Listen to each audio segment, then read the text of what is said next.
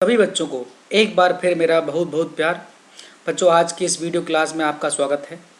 बच्चों, आज हम अध्ययन करने जा रहे हैं कक्षा 12वीं की पाठ्य पुस्तक आरोह भाग 2 में संकलित और बाबा साहब भीमराव अंबेडकर द्वारा जो रचित जो भाषण के जो अंश यहाँ पर दिए हैं, श्रम विभाजन और जाति व्यवस्था, इसका हम अध्ययन करने जा रहे हैं। बच्चों, हमें जानते हैं कि बाबा साहब भीमराव अंबेडकर जी का हमारे देश के जो संविधान है, कानून है, उसको बनाने में बहुत महत्वपूर्ण उनकी भूमिका रही है। इनकी कुछ पंक्तियों के बारे में अध्ययन करते हैं। जब तक आप सामाजिक स्वतंत्रता हासिल नहीं कर लेते, कानून आपको जो भी स्वतंत्रता देता है वो आपके किसी काम की नहीं है। तो इनका ये मानना है कि जब तक आपको सोशल फ्रीडम हासिल नहीं हो सकती, जब तक आप अपने समाज में रह करके आप अपने मन मुताबिक कार्य नहीं कर सकते, तब तक आपको कानून से कुछ भी प्राप्त हो जाए वो ज़मीनी स्तर पर आपको प्राप्त नहीं होता है। बाबा साहब भीमराव अंबेडकर जी का जन्म 14 अप्रैल 1851 में मऊ, मध्य प्रदेश के मऊ में हुआ और इनका निधन 6 दिसंबर 1956 में नई दिल्ली में हुआ था। बच्चों, हम बात करें से बाबा साहब भीमराव अंबेडकर के व्यक्तित्व के बारे में। मानव मुक्ति के पुरोधा बाबा साहब भीमराव अंबेडकर के पिता का नाम श्री राम जी तथा माता का नाम भीमाबाई था। इन्हें मानव मुक्ति का पुरोधा क्यों कहा गया है? क्योंकि इन्होंने समाज के दलित, पिछड़े, दबे कुचले जो लोग हैं, वो समूह है, वर्ग है, उसकी मुक्ति के लिए, उसकी उन्नति के लिए, उसके उत्थान के लिए बहुत प्रयास किए। सन 1907 ईस्वी में हाई स्कूल की परीक्षा पास करने के बाद इनका विवाह रमाबाई के साथ हुआ। प्राइमरी एजुकेशन के बाद बड़ौदा नरेश के प्रोत्साहन पर हायर एजुकेशन के लिए ये न्यूयॉर्क गए और फिर वहाँ से लंदन गए। इन्होंने कोलंबिया यूनिवर्सिटी से पीएचडी की उपाधि प्राप्त की। सन 1923 में इन्होंने मुंबई के हाई कोर्ट में वकालत शुरू की। 1923 वो समय था जब हमारा देश अंग्रेज़ों का गुलाम था और हमारे देश की स्वाधीनता आंदोलन की जो था वो उस समय जारी था। 1924 में इन्होंने बहिष्कृत हितकारिणी सभा, अर्थात ऐसे लोगों के हित के लिए कार्य करने वाली सभा जो समाज से बहिष्कृत हैं, दबे हैं, कुचले हैं, डाउन ट्रोडन हैं, तो उनके हित के कल्याण के लिए सभा की स्थापना की। ये बाबा साहब भीमराव अंबेडकर संविधान की प्रारूप समिति थे, उसके सदस्य भी थे। बच्चों, हम बात करें इनकी रचनाओं के बारे में। बाबा साहब अंबेडकर जी की ये बहुमुखी प्रतिभा से संपन्न व्यक्ति थे। मल्टी डायमेंशनल इनकी जो योग्यता थी। हिंदी में इनका संपूर्ण साहित्य भारत सरकार के कल्याण मंत्रालय ने बाबा साहब अंबेडकर संपूर्ण वाङ्मय के नाम से 21 खंडों में प्रकाशित किया है।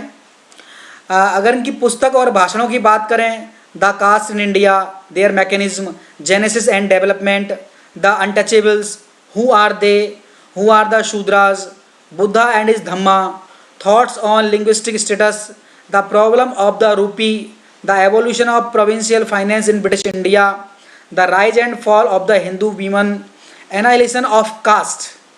एनाइलेशन ऑफ कास्ट जो ये भाषण का जो अंश था, इसको पुस्तक के रूप में प्रकाशित किया गया बाद में, और जो ये प्रस्तुत जो हमारे पाठ हैं वो इसी पुस्तक से लिए गए हैं।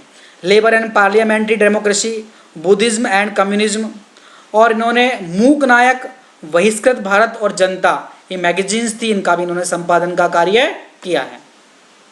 बच्चों, हम बात करें इनकी साहित्यिक विशेषताओं के बारे में।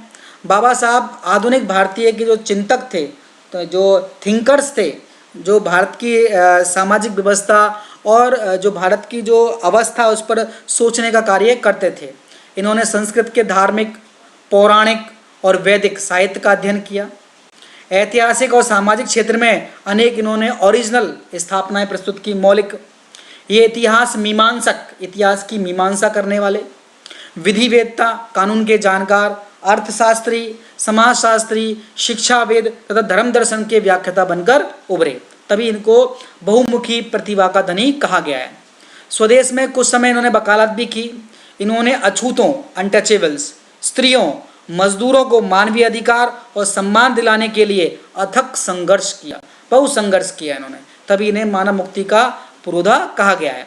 डॉक्टर भीमराव आम्बेडकर भारत के जो संविधान थे उनके निर्माताओं में से एक थे।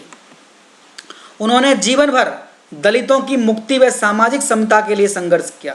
दलित बताया आपको मैंने, समाज का ऐसा वर्ग जो दबा है, कुचला है, बरसों से जिनका शोषण होता रहा है, जिनको सामंती लोगों ने या फिर उच्च वर्ग के लोगों ने जिनका एक्सप्लॉइटेशन किया है, हर तरह से मानसिक, शारीरिक और आर्थिक सभी तरह से जिनका शोषण किया गया है। तो ऐसे वर्ग के कल्याण के लिए, उनकी मुक्ति के लिए और उनको समाज में समानता का अधिकार मिले, इसके लिए उन्होंने बहुत संघर्ष किया है। उनका पूरा लेखन इसी संघर्ष व सरोकार से जुड़ा हुआ है। स्वयं डॉक्टर आम्बेडकर जी को बचपन से ही जाति आधारित उत्पीड़न, टॉर्चर, शोषण, एक्सप्लॉइटेशन और अपमान से गुजरना पड़ा था, क्योंकि वो भी एक निम्न वर्ग से ताल्लुक़ रखते थे। तो जाति आधारित जो भेदभाव था हमारे समाज में एक कोड़ की तरह फैला हुआ था, तो उनको भी इस बात से बहुत पीड़ा थी, उनको सब कुछ सहना पड़ा। तो कहते हैं इन्होंने इस पीड़ा को सहन किया, इसलिए वो ऐसे लोगों की पीड़ा को बहुत भली भांति समझते थे। व्यापक अध्ययन और चिंतन मनन के बल पर इन्होंने हिंदुस्तान के स्वाधीनता संग्राम में एक नई अंतर्वस्तु प्रस्तुत करने का काम किया। इनका मानना था कि दास्ता का सबसे व्यापक और गहन रूप सामाजिक दास्ता है। एक दास्ता है गुलाम बना देना, लेकिन वो चीज़ अलग है। लेखक कहते हैं कि सामाजिक दास्ता अर्थात समाज में गुलाम की तरह जीना।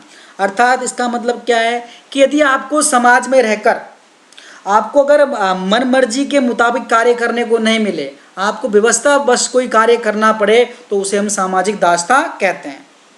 और इसके उन्मूलन के बिना कोई भी स्वतंत्रता कुछ लोगों का विशेष अधिकार रहेगी, क्योंकि जब तक सामाजिक दास्ता दूर नहीं होगी तब तक लोगों को अपना मन मुताबिक कार्य करने को नहीं मिलेगा।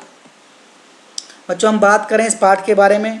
ये जो पाठ है उनके जो विख्यात भाषण है एनिहिलेशन ऑफ कास्ट 1936, ये ललाई सिंह यादव द्वारा कृत हिंदी रूपांतरण था जाति भेद का उच्छेद। एनिहिलेशन ऑफ कास्ट को जाति भेद का उच्छेद के 2 प्रकरणों के तौर पर प्रस्तुत किया गया है। ये हम आज इस पाठ के पहले प्रकरण का अध्ययन कर रहे हैं वीडियो भाग 1 के माध्यम से। दूसरे वीडियो हम दूसरे पाठ का अध्ययन करेंगे। यह भाषण जाति पाति तोड़क मंडल जो लाहौर में के वार्षिक सम्मेलन में सन 1936 में अध्यक्षीय भाषण के रूप में तैयार किया गया था, परंतु इसकी क्रांतिकारी दृष्टि से आयोजकों की पूर्णतः सहमति न बन सकने के कारण, और उस समय हमारा देश अंग्रेजों का गुलाम था, सहमति ना बन पाई, अनुमति ना मिल पाई, तो इस सम्मेलन ही स्थगित हो गया और यह पढ़ा नहीं जा सका। बाद में आम्बेडकर जी ने इसे एक इंडिपेंडेंट बुक के रूप में प्रकाशित कर वितरित किया, जो पर्याप्त लोकप्रिय हुई।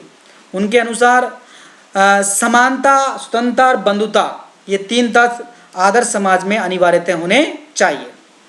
और आज के इस जाति मजहब आधारित समाज में ये जो पाठ है इनका, ये बहुत प्रासंगिक है, रेलेवेंट है। बच्चों, हम बात करें कि ये श्रम विभाजन होता क्या है, जो इस पहले वीडियो में इस जो पूरा जोर दिया गया है श्रम विभाजन पे दिया गया है। हम श्रम विभाजन की बात करें कि जब किसी बड़े कार्य को छोटे छोटे तर्कसंगत टुकड़ों में बांटकर हर भाग को करने के लिए अलग अलग निर्धारित किया जाता है, तो इसे हम श्रम विभाजन या लेबर डिवीजन कहते हैं। इससे कार्य में स्पेशलाइजेशन आती है और कार्य बहुत अच्छे से कुशलता से संपर्क होता है। प्राचीन भारतीय समाज में मनु के समय से ही हमारा समाज था, वो कर्म के आधार पर उसका 4 पार्ट में डिवीजन किया गया था, ब्राह्मण, क्षत्रिय, वैश्य और शूद्र। ये चारों वर्ण हिंदू समाज के 4 पिलर थे, स्तंभ थे, जिन पर समाज की आधारशिला टिकी हुई थी। और उल्लेखनीय बात है कि उस समय इन वर्णों का डिवीजन था वो कर्म के आधार पर था, जातिगत आधार उसका नहीं था।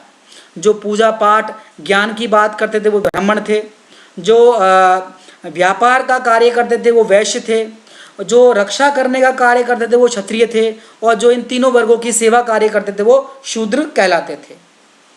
इन सभी वर्णों के जो कार्य क्षेत्र था उसका महत्व भी बराबर था।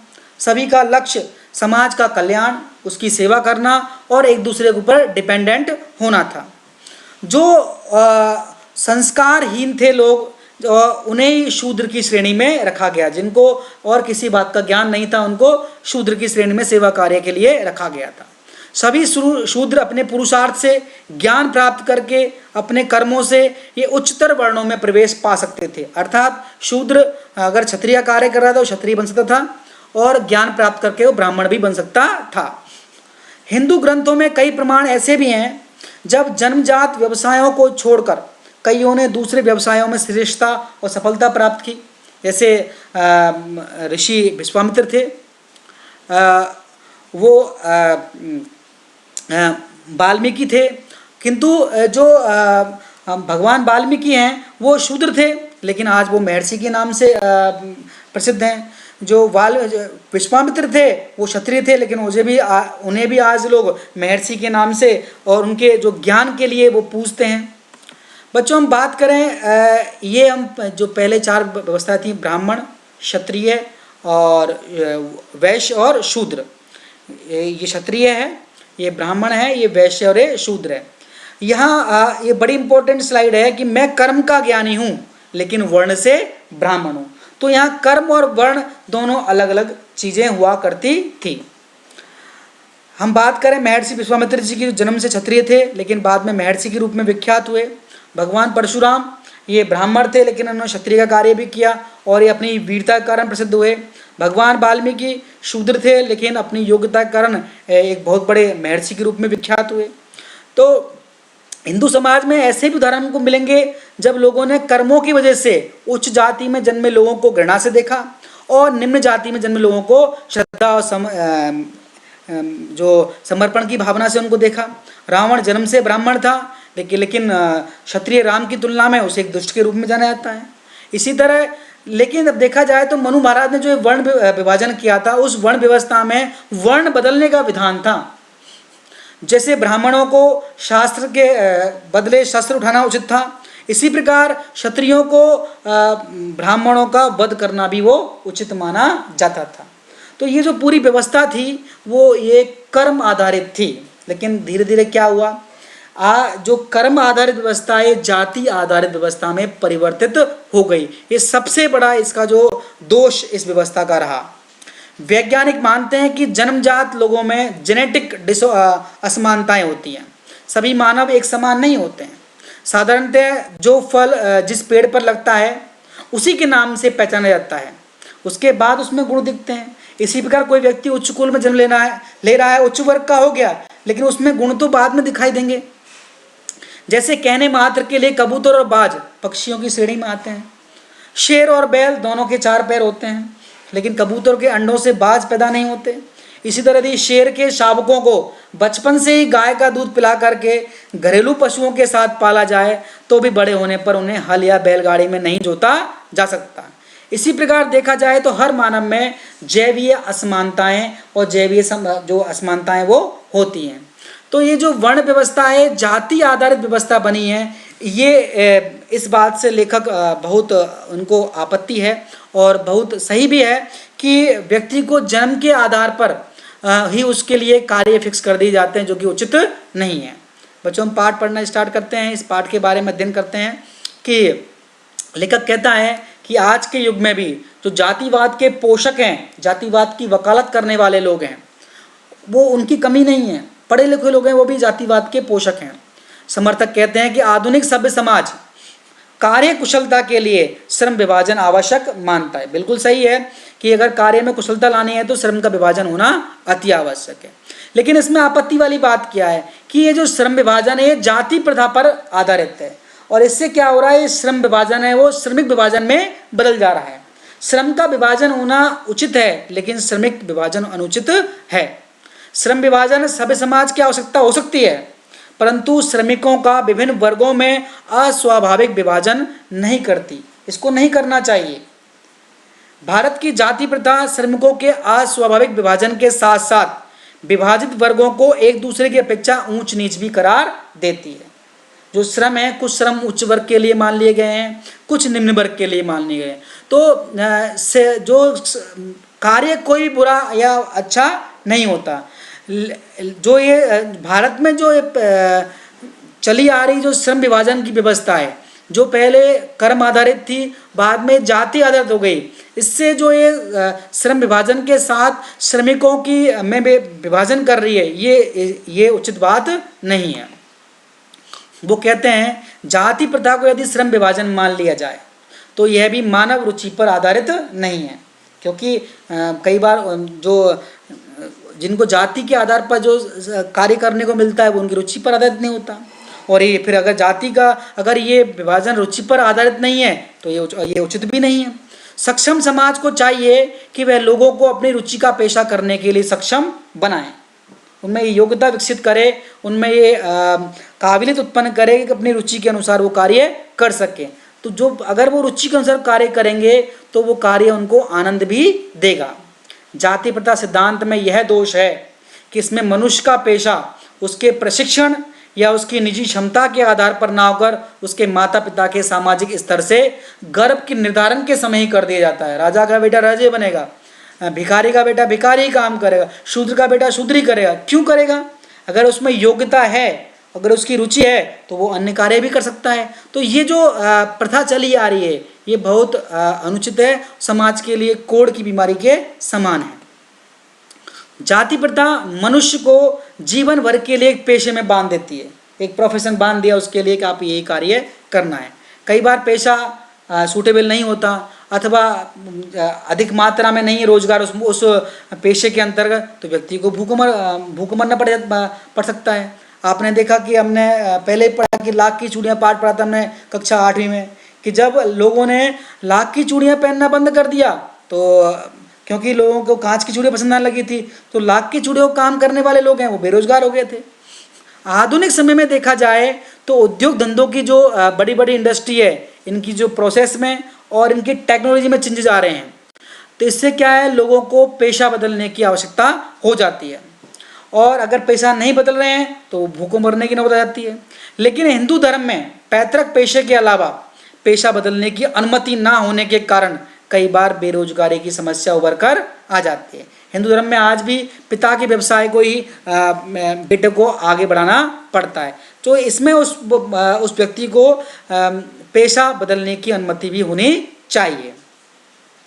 जाति प्रथा का श्रम विभाजन जो है, जाति प्रथा के आधार पर श्रम विभाजन, इनमें कई दोष हैं।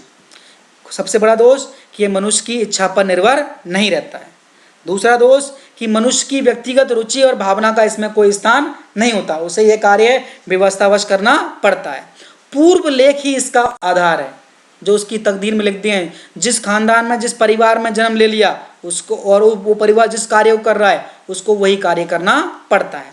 लेखक का मानना है कि आज गरीबी और उत्पीड़न, लोगों को परेशान करना और गरीबी की समस्या है, उतनी बड़ी समस्या नहीं है लेखक के अनुसार, जितनी कि लोगों को निर्धारित कार्य अरुचि और व्यवस्थावश करना पड़ता है। उनको मजबूरी में करना पड़ रहा है, उन कार्य में उनकी रुचि नहीं है।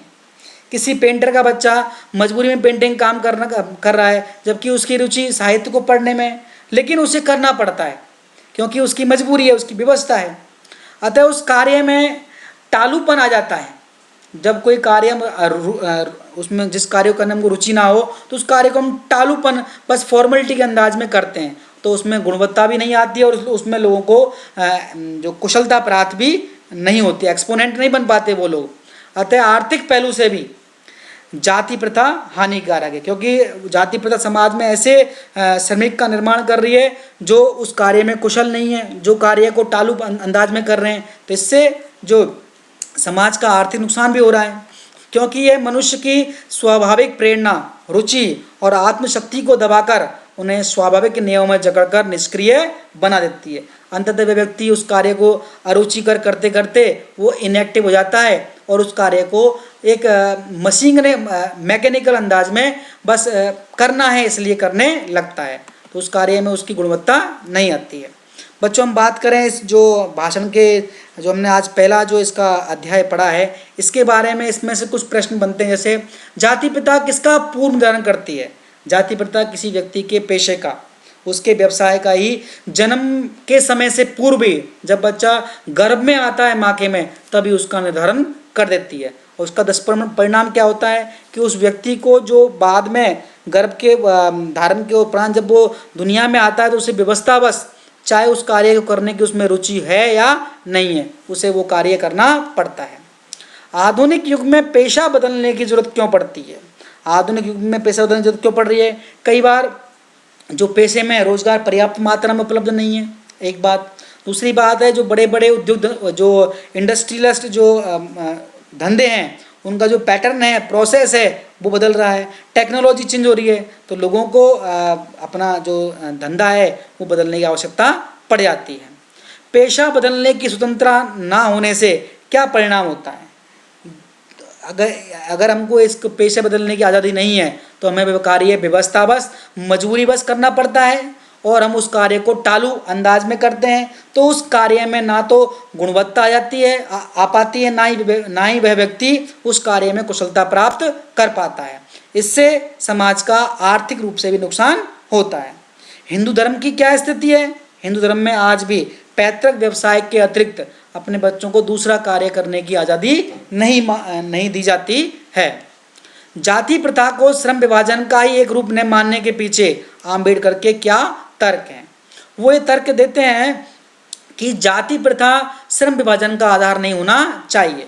श्रम विभाजन का आधार व्यक्ति की जो योग्यता है, क्षमता है, उसकी व्यक्तिगत रुचि है और उसकी व्यक्तिगत भावना का होना चाहिए।